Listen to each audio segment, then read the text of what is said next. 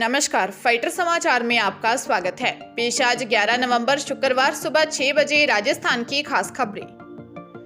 पंजाब के फरीदकोट में बरगाड़ी बेअदबी मामले में नामजद डेरा प्रेमी प्रदीप सिंह की अज्ञात बाइक सवारों ने गोली मारकर हत्या कर दी है। वारदात में एक गनमैन भी घायल हो गया है। बता दें कि जब प्रदीप सिंह अपनी दुकान खोलने जा रहा था तो दो अज्ञात बाइक सवार लोगों ने फायरिंग कर दी। इस घटना में प्रदीप सिंह की मौत हो गई, जबकि गनमैन को जख्मी हालत में मेडिकल अस्पताल दाखिल करवाया गया।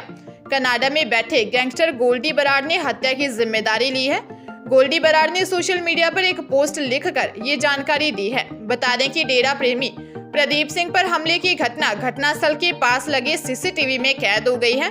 इस वारदात का वीडियो सोशल मीडिया पर वायरल हो रहा है। सीसीटीवी वीडियो में अज्ञात बाइक सवार डेरा प्रेमी प्रदीप सिंह पर ताबड़तोड़ गोलियां बरसाते हुए दिख रहे हैं। फाइटर वायरल वीडियो की पुष्टि नहीं करता है।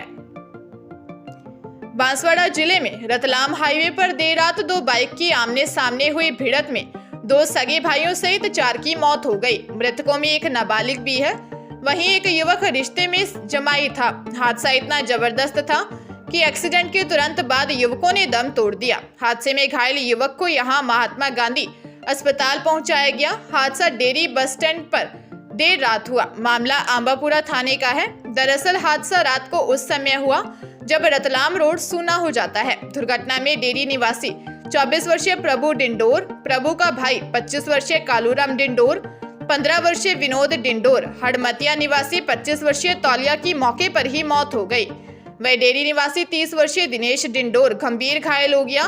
पुलिस ने बताया कि सभी मृतक और घायल एक ही गांव के रहने वाले थे। मौत के इस तांडव के बाद दोनों गांवों में शोक की लहर है।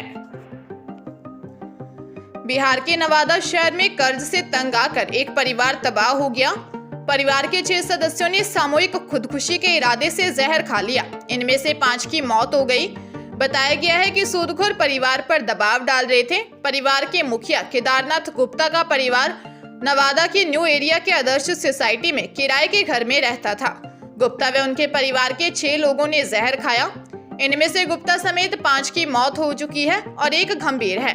नवादा पुलिस के अनुसार केदारनाथ गुप्ता मूल रूप से रजौली के रहने वाले थे। वे नवादा में रहकर कारोबार करते थे। कारोबार के लिए उन्होंने कई सूदखोरों से कर्ज ले रखा था और वे उन पर पैसा चुकाने का दबाव बनाते हुए पूरे परिवार को प्रताड़ित किया जा रहा था। पुलिस का कहना है कि संभवतः इसी कारण से पूरे परिवार ने सामूहिक खुदकुशी का कदम उठाया। मृतकों की पहचान केदारनाथ गुप्ता, उनकी पत्नी अनीता और 3 बच्चों के रूप में हुई है। नवादा पुलिस मामले की पड़ताल कर रही है। राजस्थान के भीलवाड़ा में स्टाम्प पर बिकती बेटियों का मामला सामने आने के बाद हर किसी के होश उड़ गए हैं। बेटियों से सेक्स वर्क करवाने की खबर रोंगटे खड़े कर देने वाली है। मामला देश भर में चर्चा में रहा। राष्ट्रीय मानवाधिकार आयोग ने प्रसंज्ञान लेते हुए एक्शन भी लिया है। अब राष्ट्रीय बाल संरक्षण आयोग की अध्यक्ष प्रियंका कानूनगो ने इस पर मुहर लगा दी है। कानूनगो खुद अपनी टीम के साथ गांवों में जांच करने पहुंचे। इस दौरान 3 गांवों से 46 लड़कियां गायब मिली। कानूनगो से पहले राष्ट्रीय महिला आयोग अध्यक्ष रेखा शर्मा की टीम ने जांच की थी।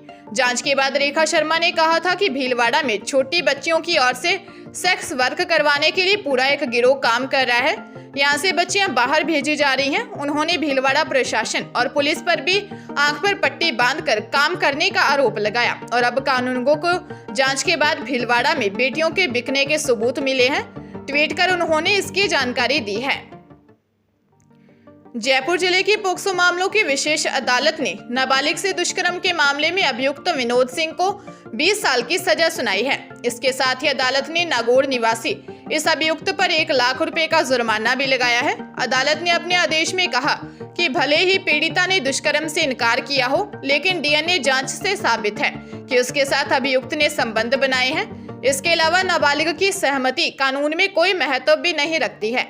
विशेष लोक अभियोजक विजय पारिक ने बताया कि 26 जनवरी 2020 को पीड़िता की मां ने गोविंदगढ़ थाने में रिपोर्ट दर्ज करवाई थी कि उसकी बेटी ब्यूटी पार्लर का कोर्स करने के लिए खेजरोली जा रही थी, लेकिन वहां नहीं पहुंची। विनोद उसे अपने साथ ले गया है। पुलिस ने पीड़िता को जोधपुर से बरामद कर अभियुक्त के खिलाफ आरोप पत्र पेश किया था। हाईकोर्ट ने जयपुर ग्रेटर नगर निगम मेयर सौम्या गुर्जर को बर्खास्त करने के सरकार के आदेश को रद्द कर दिया है। अब जयपुर ग्रेटर नगर निगम के लिए चल रहे चुनाव की काउंटिंग रुक सकती है। 23 सितंबर को सरकार द्वारा जारी आदेश को रद्द करते हुए जस्टिस महेंद्र गोयल ने कहा कि सरकार सौम्या को जुडिशियल जांच में सुनवाई के मौके देकर नए सिरे से आदेश जारी करे। फिलहाल काउंटिंग रोकने पर निर्वाचन आयोग ने कोई घोषणा नहीं की है। कोर्ट का आदेश सौम्या गुर्जर के लिए बड़ी राहत लेकर आया है, वहीं सरकार को इससे झटका लगा है। गौरतलब है कि सौम्या गुर्जर ने उन्हें बर्खास्त करने के सरकार के आदेश को हाईकोर्ट में चुनौती दी थी। जानकारों के मुताबिक यदि मेयर के चुनाव परिणाम जारी भी हो जाते हैं तो हो सकता है कि यह हाईकोर्ट के फैसले के अधीन रहे। यूट्यूब के वीडियो किस कदर किसको प्रभावित कर सकते हैं, यह मध्य प्रदेश के भोपाल में देखने को मिला। ब्लैक मैजिक और भूत प्रेत के वीडियो देखने के शौक ने युवक को शैतान बना दिया। उसने अपनी मां में ही भूत देख लिया और उसे क्रिकेट के बैट और रॉड से पीट कर मार डाला। घटना छिपाने के लिए उसने मां के छत से गिरने की झूठी कहानी भी बनाई। पुलिस ने हत्या का केस दर्ज कर उसे गिरफ्तार कर लिया है। पुलिस के अनुसार कोहिविजा थाना क्षेत्र के खानो गांव में 67 वर्षीय आसिफा सिद्दीकी अपने 2 बेटों के साथ रहती थी। बड़े बेटे अताउल्ला की शादी हो चुकी है, छोटे बेटे अब्दुल की शादी नहीं हुई है। अताउल्ला अपनी पत्नी के साथ ससुराल गया था। घर पर उसकी मां आसिफा और छोटा भाई अब्दुल ही था। रात को अताउल्ला घर लौटा तो मां को खून से लथपथ देखा। छोटे भाई ने उनके छत से गिरने की कहानी बताई। संदेह के आधार पर पुलिस ने छोटे बेटे अब्दुल से पूछताछ की। उसने मां पर क्रिकेट के बल्ले और पर्दे की रॉड से हमला करने की बात कबूल की।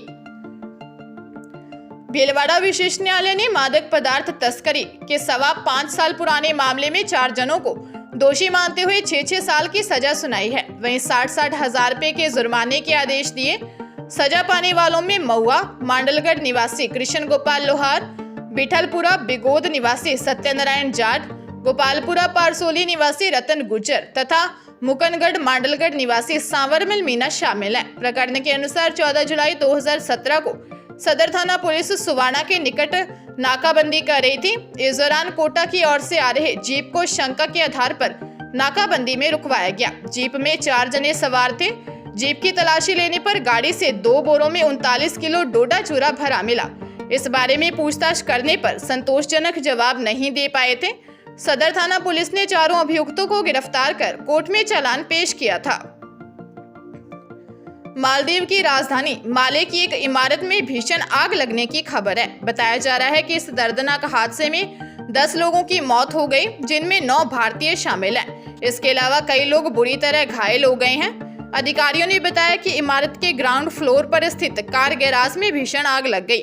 मामले की जानकारी मिलने के बाद फायर ब्रिगेड की कई गाड़ियां मौके पर पहुंच गई और करीब 4 घंटे बाद आग पर काबू पाया गया। बताया जा रहा है कि जांच के दौरान ऊपरी मंजिल पर 10 लोगों के शव मिले, जिनमें 9 भारतीय और 1 बांग्लादेशी है।